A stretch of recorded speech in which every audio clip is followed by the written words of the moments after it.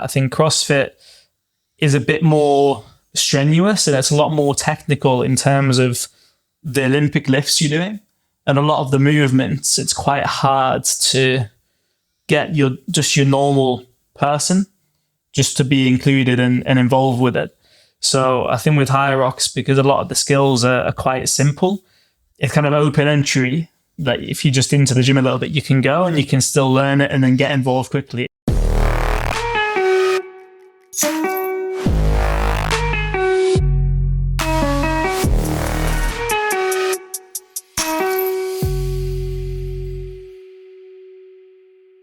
Right, hello, and welcome back to another episode of the podcast Chatzzz. Back. And if you haven't seen this guest baby. before, you're not a true fan. I feel like I've maybe got about 3 true fans, and that's about it. So One of them is me here today. So this is the most recurring guest still. The fourth. Can't get enough. fourth. It's only by request as well. I try and sound busy, but the fans, you guys, just want to hear more of it. Yeah, so we're recording this the day after your 28th birthday. Happy birthday. Jeez. I know. Day 1, 28.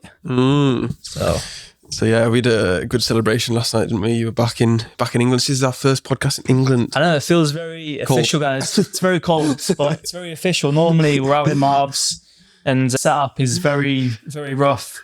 Usually with dinner chairs, balancing off cushions, and we've got no lights. So I feel like we've made it into the production. Yeah, lights, like pans, top level, everything. So yeah. So I don't know what we're going to talk about today, but should we talk about whatever you want to talk about? Gee, that's a lot of pressure. That literally just said before we started, because I'm currently dealing with a lot of obstacles at the minute, i.e. 5 minutes before we started filming. I just thought quite a good areas, maybe just overcoming obstacles and what we both face day to day as business owners. Is now, if you haven't heard, we are athletes because we run marathons now. Yeah. So it's maybe a good starting point. I don't know. Well, I haven't run a marathon yet. Not yet, but today. I've been telling people I'm a hybrid athlete because I go to the gym and do runs. So. Is that true? You are hybrid. Yeah. But yeah, I think it's one of them things that a lot of people I don't understand, right, is if they have it, you can move that nearer, yeah. Sorry, I'm not used to all the amazing tech. Yeah. It's like in a normal job or in whatever, if you have a problem, you just say, oh, my manager will deal with that kind of thing, or somebody else will deal with it. Pass on accountability, and then if something's, deemed above your level, it's just passed on. So it's almost like the structure, to a degree, you can deal with it, but at a certain level, everything's passed on. So it's almost like every time you come to a normal everyday challenge with most normal jobs, the responsibility gets taken off you. So it's almost like the design is anti-problem solving, which is actually where most success comes from, solving the problems.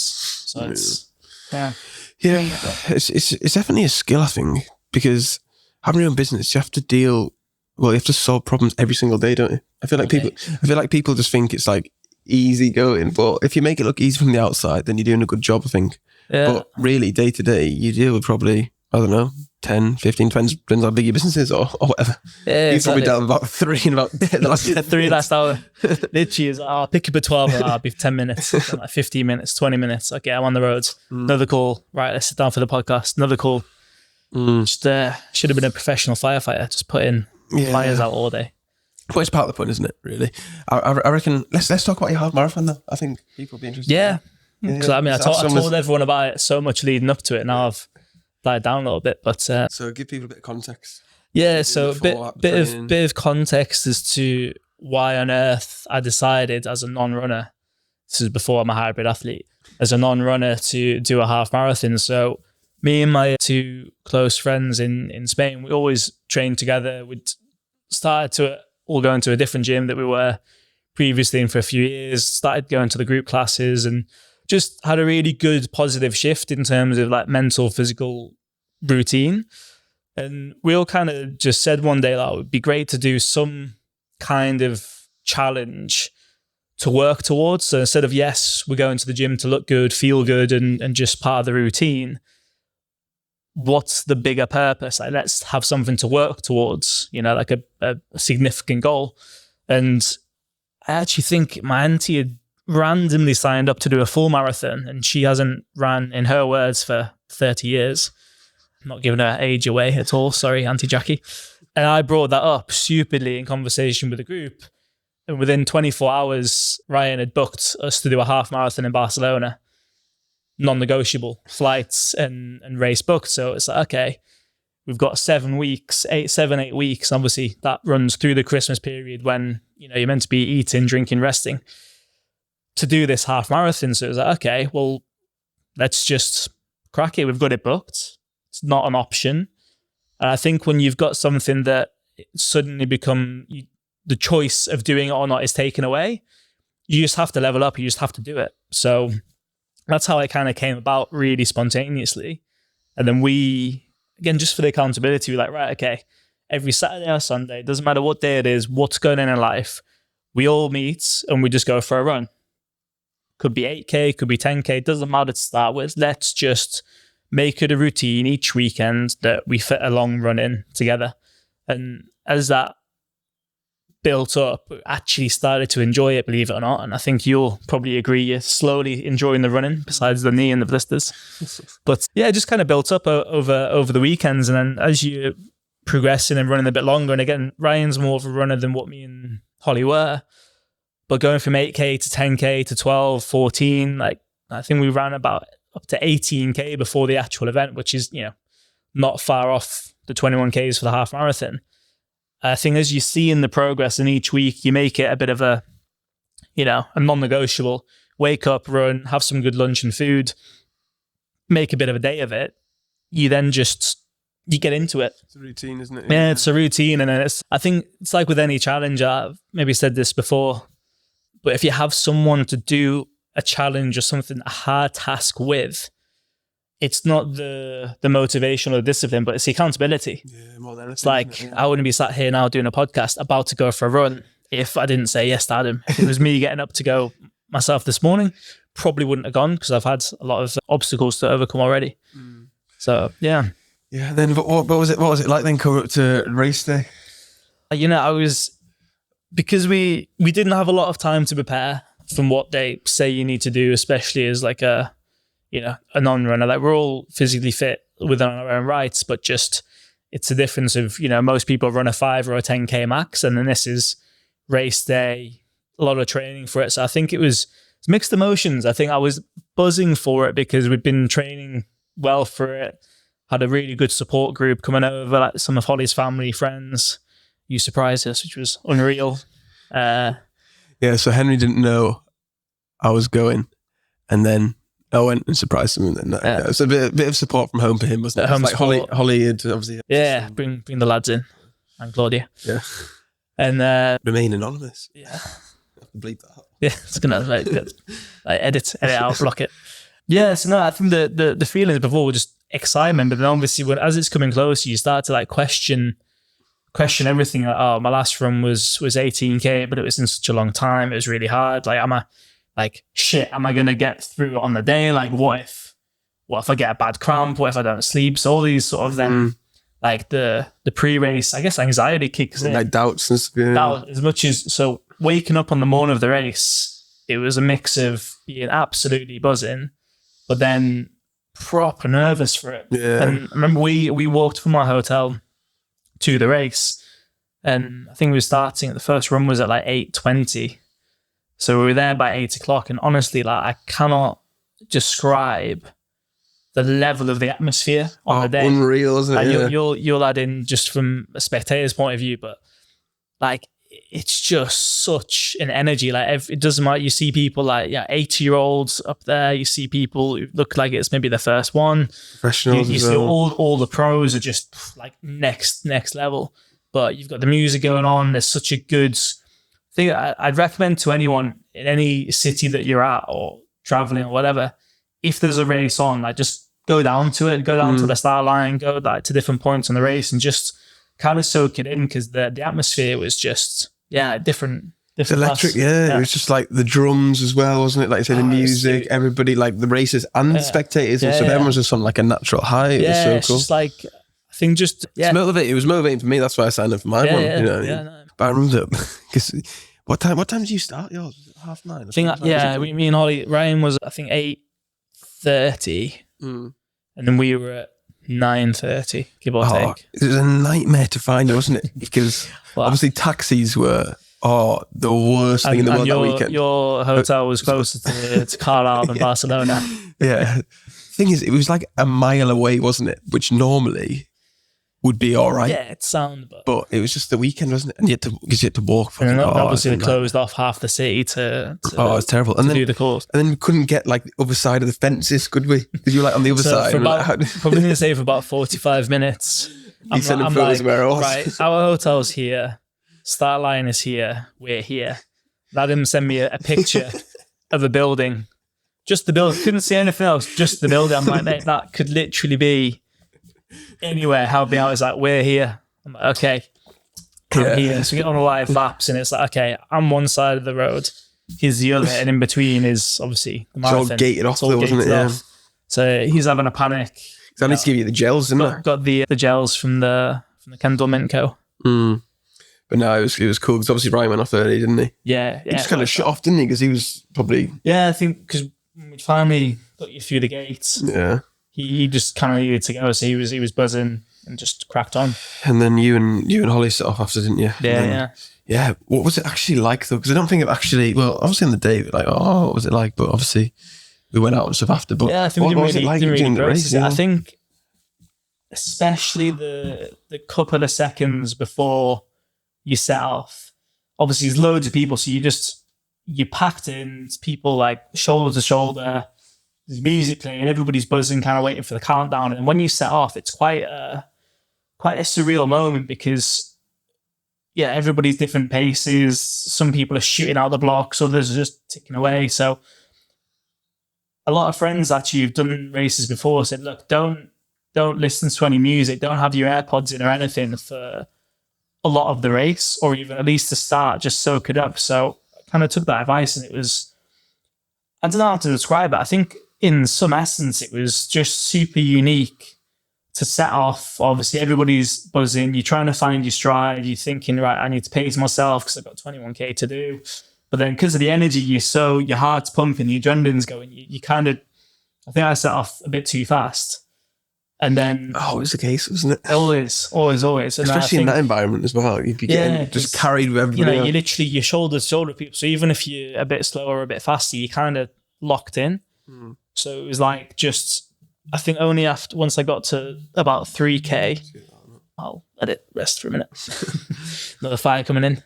As I got to sort of 3K, it's like, okay, the groups, the faster ones have gone off, the slow ones behind, you kind of get your pace, calm yourself down, kind of settle into it. And then from there, it's just like a mix of emotions because you're trying to pace yourself. And then every corner, there's like families and people just there, like going nuts, supporting you. And you've got obviously your name on your number. So everyone's like, oh, vamos, Henry, vamos. And like just from random people spending their time to come out and support because it's in their city, like you kind of feel it's a special kind of buzz. Like it's just that nice. Closed off, isn't it? It's all closed off. Everyone's amongst it. And it's like, even if you're just running in a corner and you're starting to feel a bit tired or you can feel a few cramps or whatever it is coming in, as you go and all that support just lifts you. So it's like you just get a second, third wind. And I think the overall experience was different class of one, I've completed it. That was my goal. I didn't care about the times or if it was good or not because I was, no, I've not done it before. Let's get it done. Then next one we'll see. But yeah, it's massive sense of achievement. Also, love the support of everybody coming over and getting involved. And yeah, I think for anyone who's looking for maybe a bit of it's equally mental as physical, but for just more mental, I think, for me. Anyway. Yeah, massively. Like obviously, if your mind pushes you, your body will move eventually.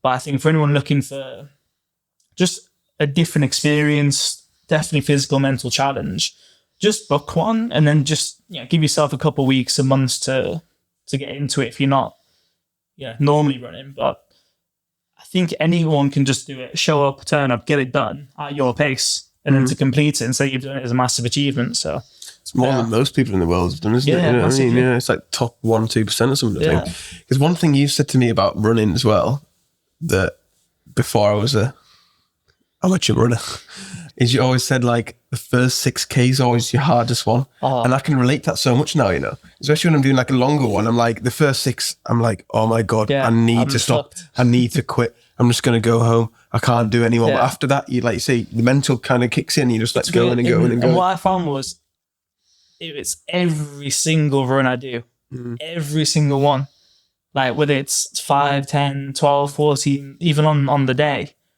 I don't know why, but it's always the number 6, whether I've just told myself that and it sticks now, but I will be absolutely ruined. I was on Saturday, we did a run club for the first time. And it's just a 5K, and I was absolutely wrecked at it.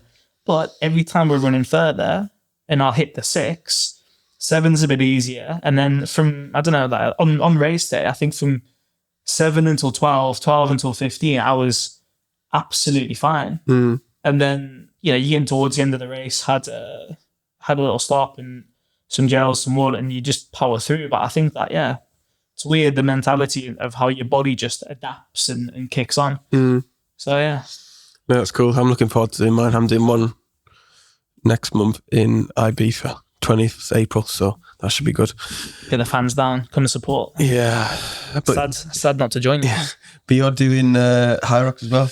Yeah. Mate, you're a proper hybrid athlete. I am just a hybrid athlete. You are my inspiration. I'm going to do a Hyrox after you do one as well. I'm just copying your crack in 2024. I'm leading the way for the Chatzzz podcast. Yeah, that was absolutely not part of the plan. So for anyone who is in around the fitness world, if you don't know what Hyrox is, I've just been signed up to with my godfather, Adrian.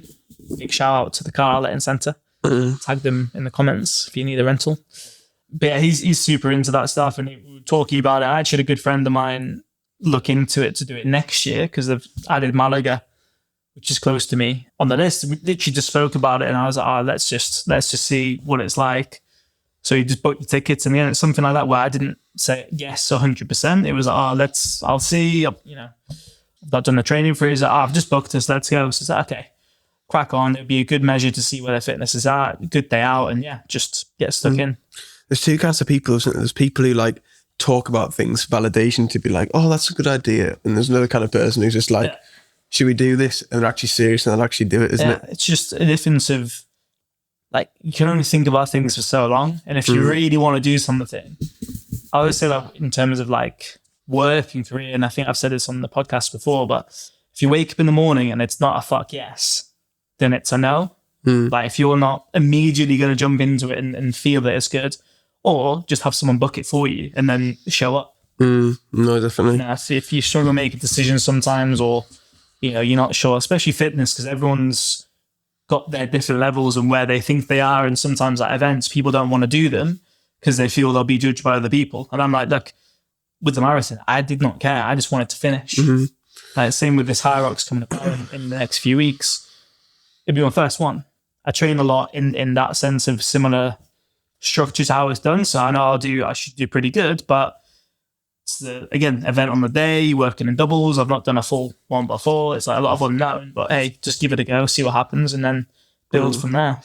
I feel like fitness is quite inspiring though. Like, for me, like the Represent brand that George Heaton is just in LA and used the Ollie March. And like, I don't know, I feel like if you're a business owner as well and you're into your fitness, it's more inspiring and like you radiate more positive energy and just, I don't know, it's like discipline, motivation, and it's just, I don't know, it's just the feeling's just better, isn't it? Yeah. So I think like, even though I haven't been posting on social media lately and I need to get back to it just because I've been busy, but like posting more of that kind of stuff, it's like what you were saying about posting your personal. I think just post more of that kind of shit. It's cool, isn't it? I need to get my digital image back up. Yeah, but I think it is like quite cool being like, oh, they can do something hard. So then like everything else is easy. And that's why I like doing the running, because it's like 100%. Hard and then everything else in the day is easy. That's why I normally like doing the run in the morning. Yeah. Because then the rest of the day is like, likewise. And I think I think we touched on like routines before, and you look at any, successful people, whether it's within fitness, business or whatever, but most people wake up and you get the hard shit done first, because then your day's only going to get easier. That's my mantra for me personally, why I love training first thing in the morning, because I wake up, you have a physical challenge, you have a mental stimulus, and that high, whether it's a run or back of a workout or whatever, that natural high after you've done that, like it sets the tone for the day. And also it's from a business perspective and how it transfers. I think that by constantly waking up and having a habit of doing difficult things, that then adjusts and transfers to the business world. Like if I have any, a lot of problems at the moment that you're putting fires out with, but if I'm used to putting my body and my mind through a difficult environment, through running half a marathon, doing fitness events, whatever it is, you just get used to having an obstacle and overcoming it. So then if you have a problem with work or career or whatever the problem is, whether you realize or not, your body's kind of built a defense system where it's ready to handle it because you're doing it every day.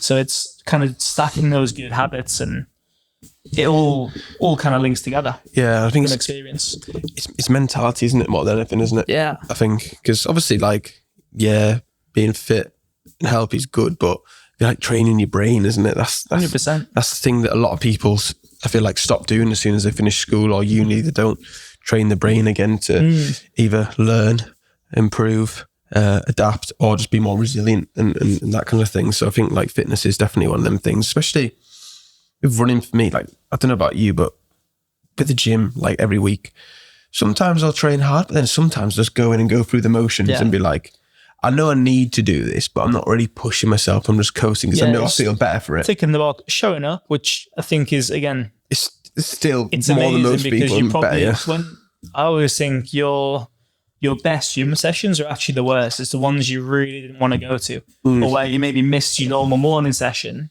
and that's okay. Oh, I've missed the morning, I'll go tomorrow. No, like I'll just get there at 5, at 10, whatever it is, but you still showed up.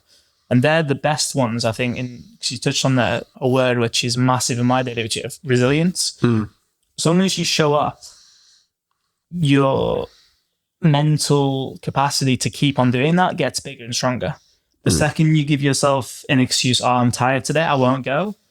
When you then have a problem in front of you with work, it's an, I won't deal with this now. And we all know if we don't deal with something immediately, what do? We think, we build the problem up, or we make the problem gets bigger. We make the problem bigger in our head because of the time it took for us to actually deal with it. And we always think that if we deal with something, it's going to be all the worst case scenarios or what negative. We always think of negative what can happen. Oh, if I call this client now, they might be upset. So I'll call them later, and they might not be as upset. Stupid. Yeah. If we call them and you have a conversation, you resolve it, or at least you know the facts, you can deal with it. So it's like the same with the mental resilience.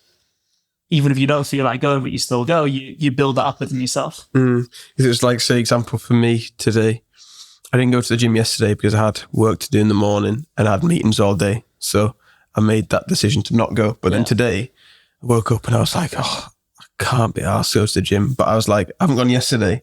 So I need to go today. So I just went.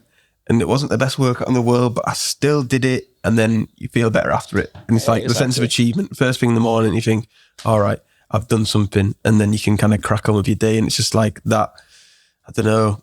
It's that thing in your head, isn't it? It's just momentum. It's that voice in your head though, of like, oh, you don't want to go today. But then you're like, you need to go. You need to go. And it's just like actually going. That's the hardest bit. Because when you're there, it's sound, isn't it? Yeah. I think we're naturally wired to look at the path of least resistance. Like I think we're like naturally want the easy route. Like we don't want stress, we don't want problems, we don't want something too challenging. That's how we're wired. But the more you do these things, daily to challenge yourself and to help build that, then the better you're going to be at doing it. So when you have challenges, you're like, oh, cool, just something else. Tick it, done, complete it. Move on again. So no, that's cool. We're hybrid athletes now, so it's fine. But yeah, you have to let me know how the Hyrox goes, because I'm actually keen to do one. I've kind of not acknowledged that I'm actually doing it, and it's 3 weeks away. You're doing a workout tomorrow, are you? Yeah. You say you go to Newcastle. Newcastle. What actually is it then? Because I've just seen it on like TikTok and stuff. Hyrox itself is, you've basically got 8K mixed in with 8 different exercises basically. So you start off, I think in the doubles, you have to do the run together. And then, in fact, I'll put up, I'll cheat from memory. Yeah. But because AD sent it to me the other day. Yeah. That's what I mean. I see loads of people doing it, and it's like, it's the run, and isn't it like the thing he carries, and then there's the rope and the bro, the wall balls.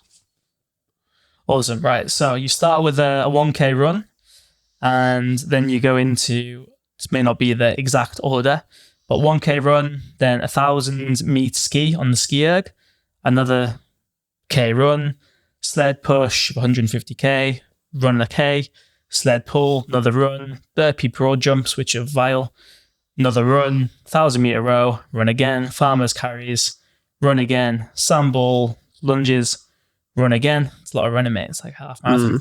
Wall balls to finish. So it's really like, it's a good mix of strength, endurance, and then you just run for the fastest time to complete it. That'd be interesting, yeah. Yeah.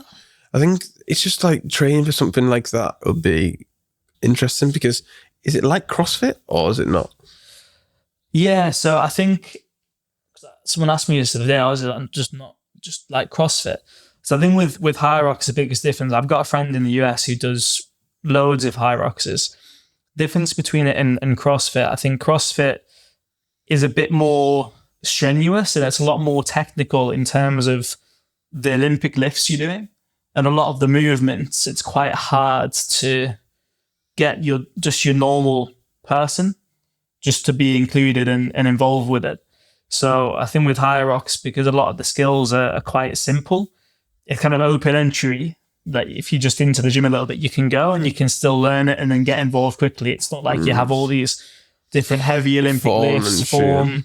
Obviously, form's important with anything you do within exercise and sport, but it's quite basic, so that I think Hyrox was geared and has really taken off, because now anyone in and around the fitness, like if you're a runner, you can get into it. It's quite simple in terms of the exercises and the structure.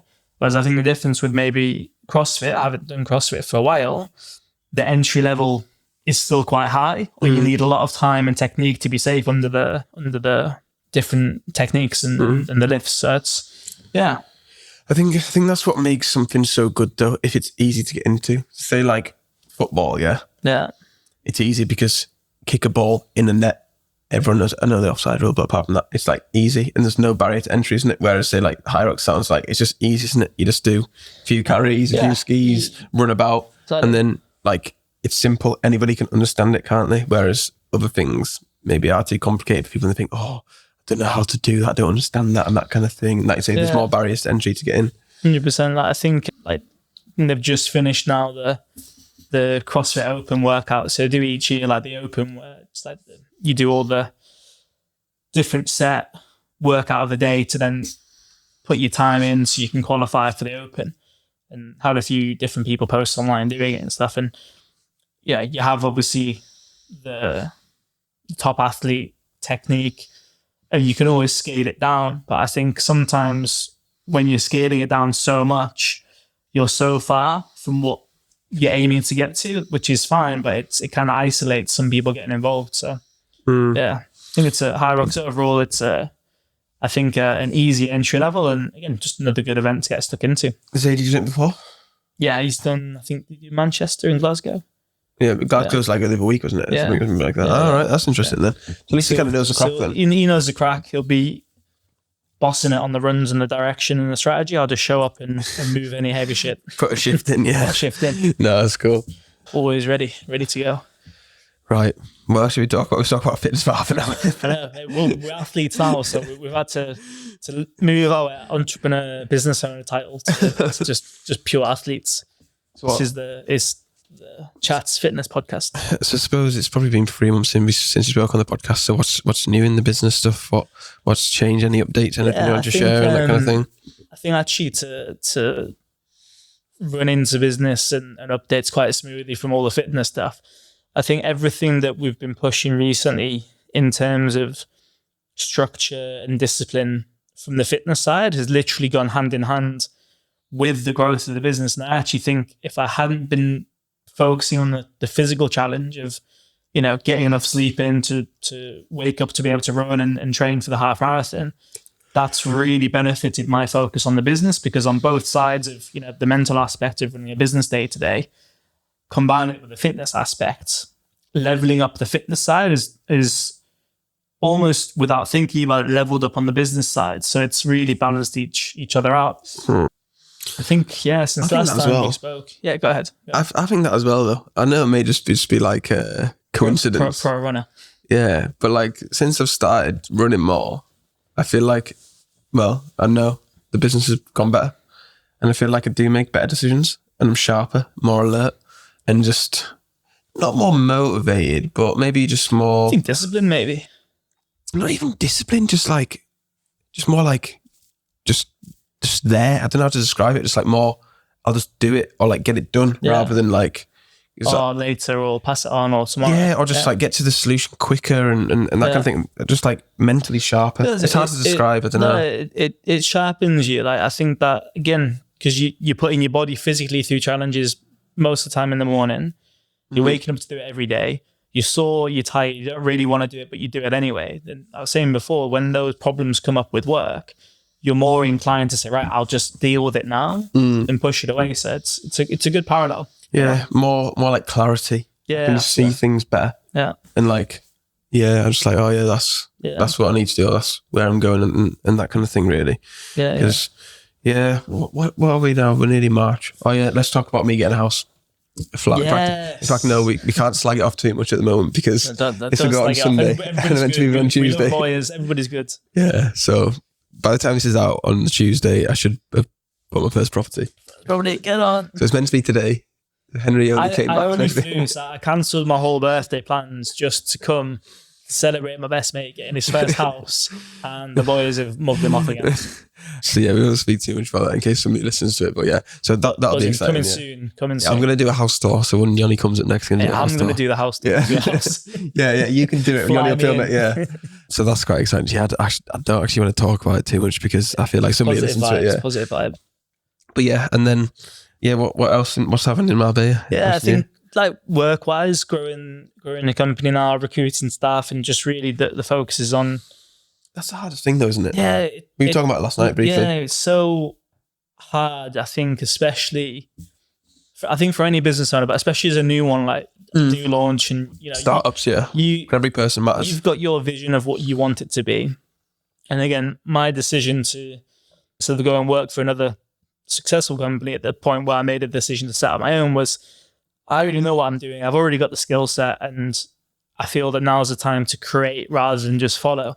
So I think the hardest thing is then presenting your brand and your vision and being able to express it so that people coming into your company, or potentially coming in, can buy into it. Because I know a lot of very, very high skilled people, but whether they'll buy into your vision in the way that you want to.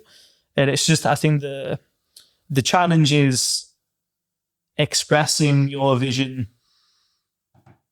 to whoever's joining and kind of training them, not necessarily even the skills of the business, but the values that you hold, so that I know and I can trust, right, if I'm, giving my clients to the new recruits or whoever's coming in, the client's going to be as looked after as well as if I'm dealing with them personally, if not better. Obviously in their own way, because I really thrive off people having their personality. I'm never going to be there saying, you must do it like this and this is the only way. But I think to outline my core values, which reflect the company's core values and the successful structure that I've been able to develop and achieve over the years, that's got to be in there to some degree, because that's the platform, that's the backbone of the company.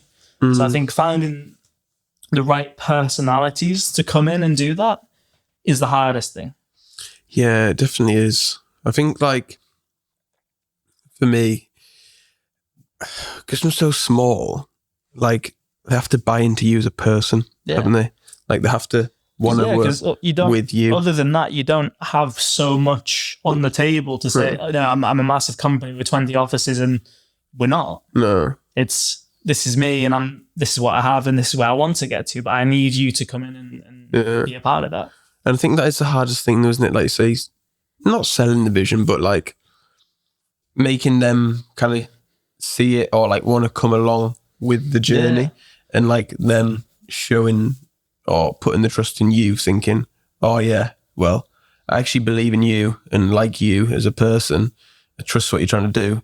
And I'm going to I'm going to graph you. Put in as much time and effort as I want to, because that's the thing that I struggled with when I first started, is that realizing that nobody actually cares so much as you do. Yeah. Which is like... And it never will. I think it's like anything. Which is like fair. Not in a bad way, but nobody else in this world, whether it's your mum, dad, grandparents, whoever, your wife, whatever, nobody's going to care as much about the things that you care about as you do. Like, it just doesn't happen. People will support, they'll want you to do well, but that level of, especially when it's your business and your idea. Like your baby, isn't it? Yeah. It's your baby. You know, it's your full, that's an expression of you. So no one's going to care as much. And I think it's not necessarily getting them to care equal to you, but it's just, like you said, them buying into you. Being a part of something, I feel like humans want to be part of the community. Isn't it? Yeah. Community is like, key. You support a football team because you want to be associated with them. You go to a specific like running club because you want to be associated with that different kind of running club. You work. Like, I can go for a run anywhere, anytime, but I want to go here to meet the people in the run club because there's a community. It's like, okay, we can both go to the gym quite happily by ourselves, but you want to be part of that gym, to go with a gym or do a class in the gym because it's got a good buzz. People need to be around people.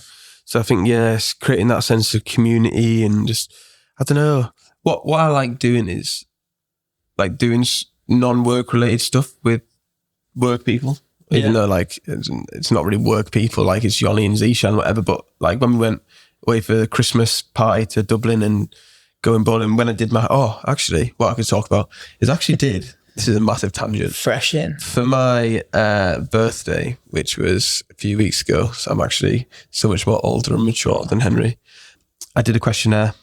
So it was a self-reflection questionnaire because I did it for my clients over Christmas, being like, how do you find the service? What thing would you improve? Blah, blah, blah, blah. All boring work stuff. So I thought, I'm going to do it for my friends and family, close friends and family. I think I sent it maybe to 9 people in total.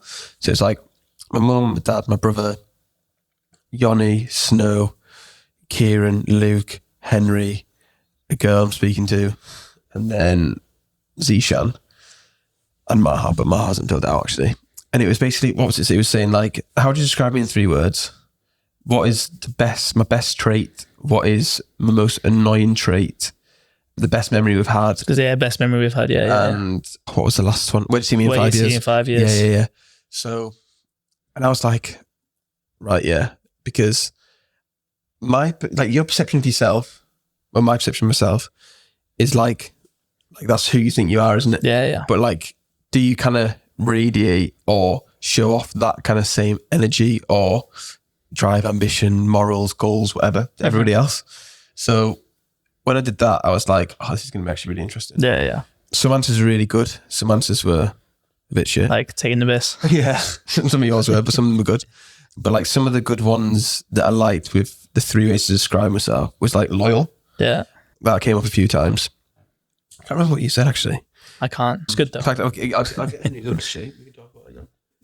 Loyal, because like to me, I like to think I'm a loyal person in the sense of if you're good to me, I'm good to you. I'll always be there for you no matter what, you know what I mean? And I'll stick with you through thick and thin. Whereas like, if you kind of mess me about, piss me off and that kind of thing, then just don't really have time for you, to be fair. So, right, Henry's answers were, here we go. So 3 ways to describe me. So he said disciplined, loyal, and ambitious. This is me. Yeah, you're the second bottom one. Ignore the bottom one because the girl I'm speaking to did one from her 19-year-old self, how she judged me.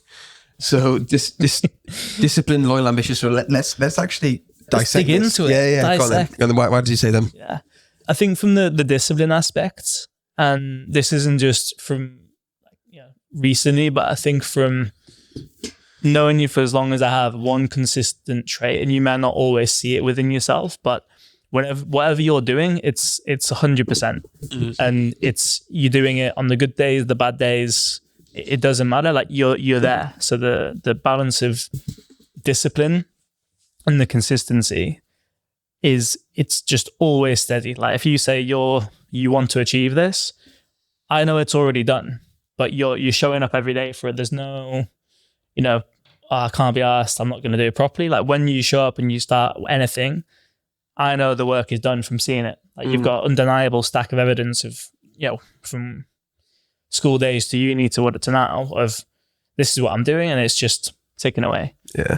It's interesting you say that, because I was speaking the other day and I was saying, like, even since I was younger, if I've always wanted to do something, I will like go all into it. It's all in. Which is like a good trait and a bad trait. Even I was saying it's balanced. It's got its pros and cons. When I was at uni and say I loved Geordie Shore, I wanted to be on Geordie Shore. So like that was all that I wanted to do. I wanted to go out and drink and girls and all that kind of thing. Yeah. So I did that, you know what I mean? Whereas like now it's like all, business, all or nothing and stuff. I think wherever you put your focus, like full energy goes there. Yeah. And also I do feel like when I say I'm going to do something, I believe I'm going to do it. But I feel like sometimes other people don't believe I'm going to do it. Like say with this house thing, I know since I've said I was going to do it in like July, August, I knew I was going to do it. But because it's taken so long, I know people are doubting, like, is it actually happening? Is it actually real? But I'm like, I'm doing everything I can in my power, because that's the one thing that I don't like, that there's too many variables I can't control, because I'm a bit of a control freak.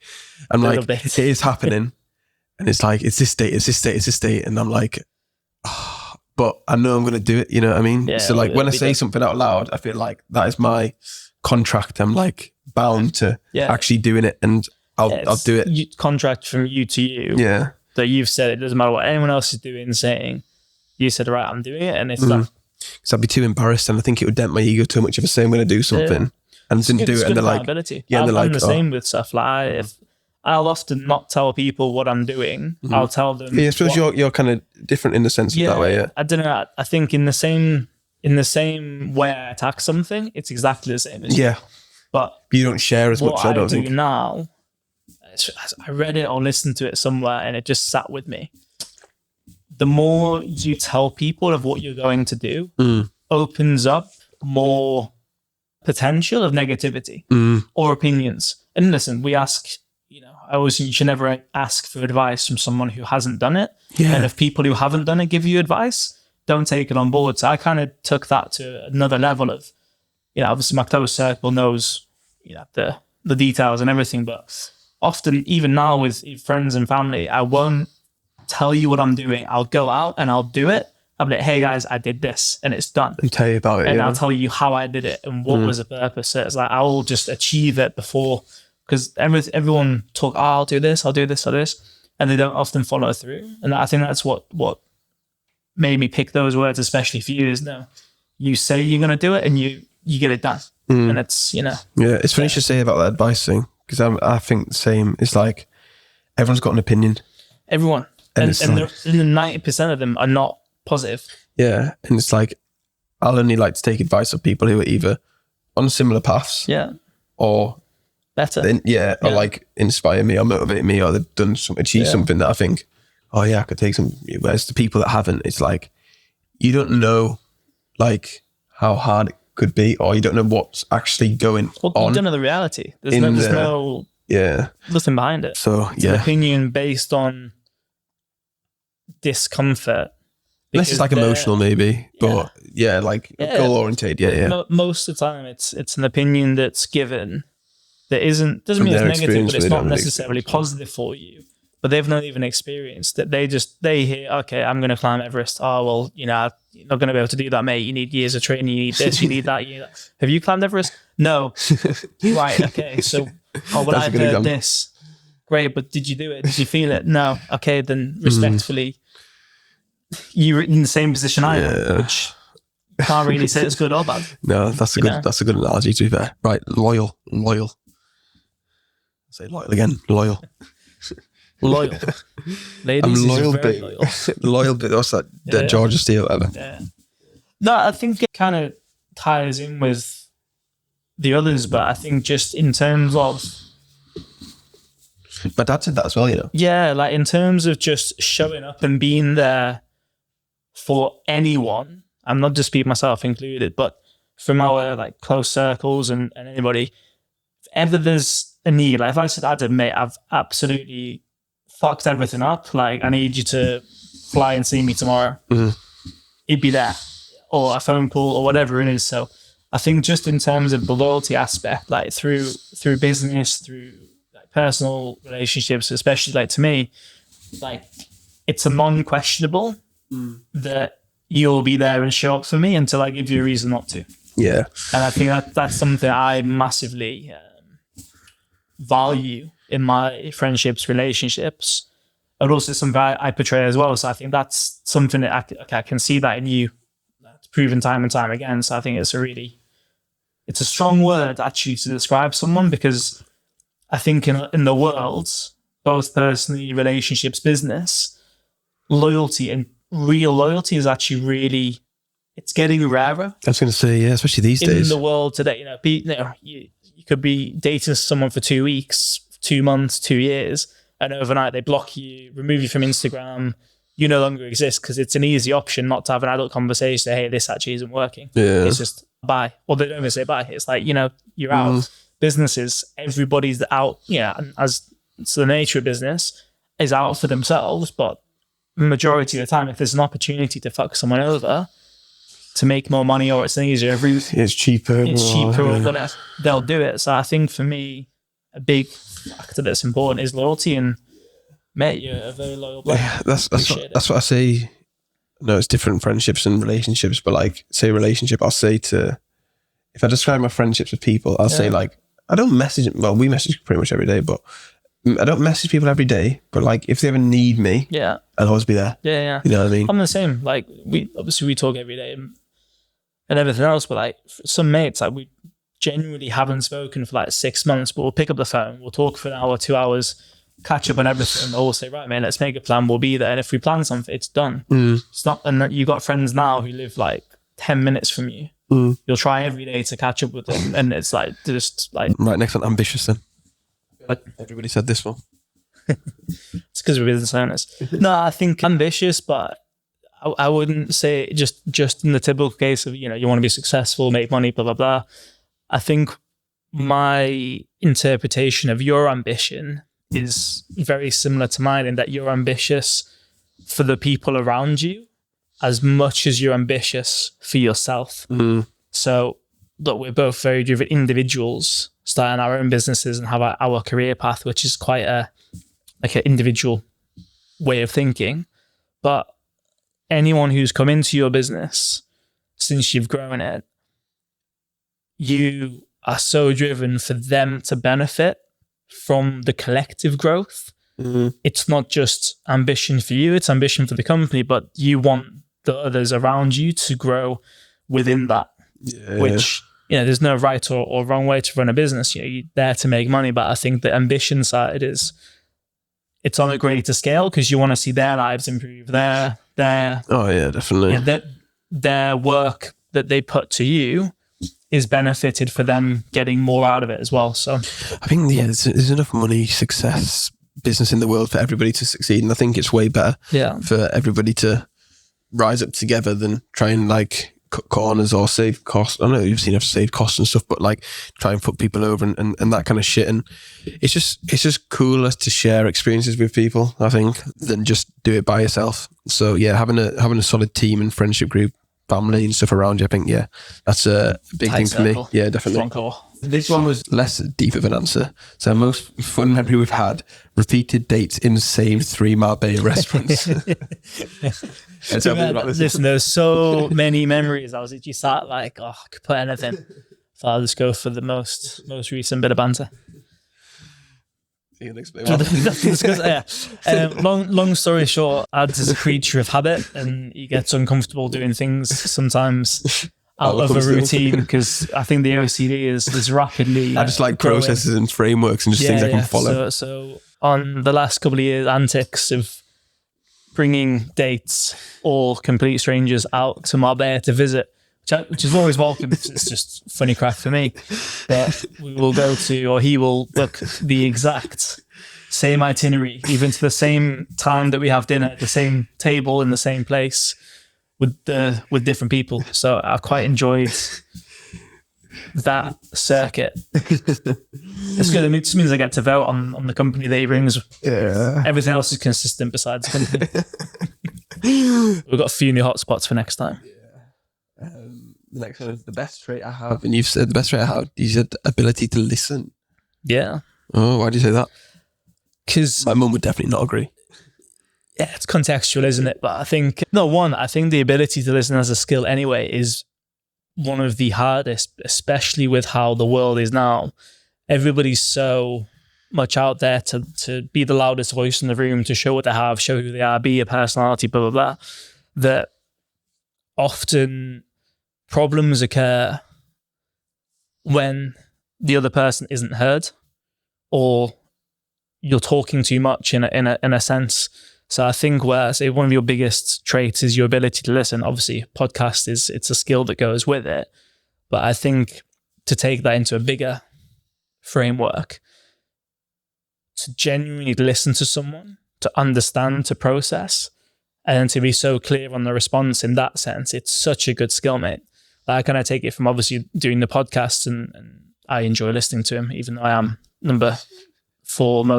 top recurring guest, 4 episodes in, episode number 4. But it's just such a good skill. It's something I admire, because I know that I wouldn't say it's a weakness, but it's something that I'm aware that it's not as efficient as what it could be. And actually, from doing the podcast with you, doing work with you more and more, that's something that I've thought, you've got such a high level of it. And you don't necessarily realize it, because you just, sit down, do a podcast, chat shit, You don't. Like, it's such a cute skill to have. So it's something, I think that I've picked up. Yeah, the podcast definitely helps with that, though, 100%. Yeah. And also having a small team, understanding what they want, you know what I mean? Because, like, even though it's technically my business, but, like, they're the ones who make it happen. Without them, without knowing what makes them, like, turns them on, makes them tick. Yeah. Their skill set, understanding how they are on a weekly basis and monthly basis, what their goals are, what their ambitions are. And, like, if I didn't listen to that, I couldn't feed that guide into them them in the right way. Yeah. Not even guide them, just feed them what they want, you know what I mean? To excel in their different areas. Because obviously, like, Yanni's very different to Zishan, who's different to Maha, who's different to Mohsin. And it's like understanding how each of them works by listening. Yeah. It makes my life easier, and also clients as well. Like, even though we have similar packages, every client is so different. Yeah. You know what I mean? Yeah. Like, some are families, some are singles, some like running, some don't do exercise, some just want to make loads of money. And it's just like listening to what they say and just being like, and showing an interest. Not that I am interested, but like just feeding that, and that builds better relationships, I find, and it gets me better results in all aspects of my life, personal and 100%, mate. No, top skill.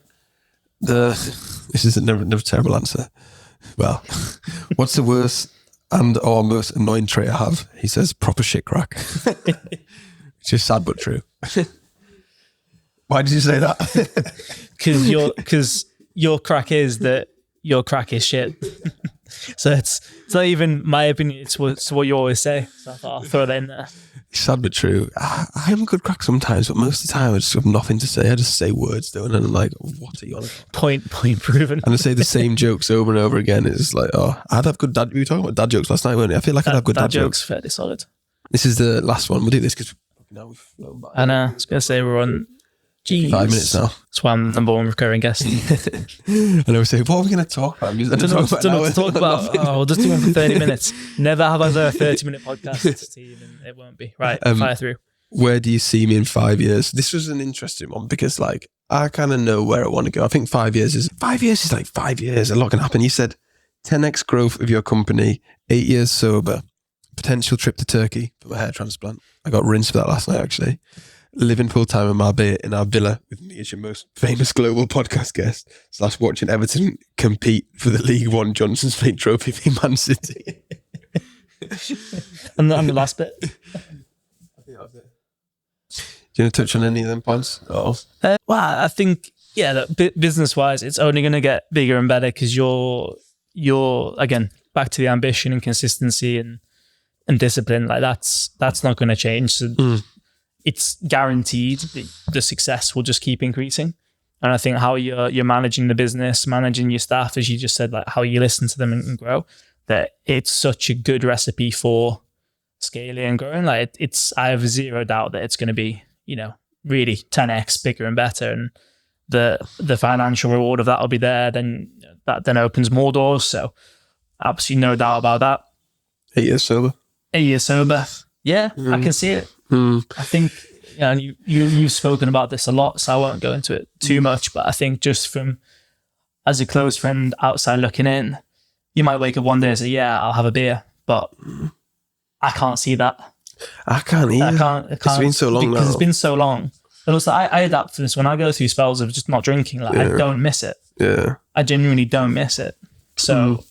It was like last night. Yeah. I still had a good time. Yeah. And I feel like people weren't really bothered.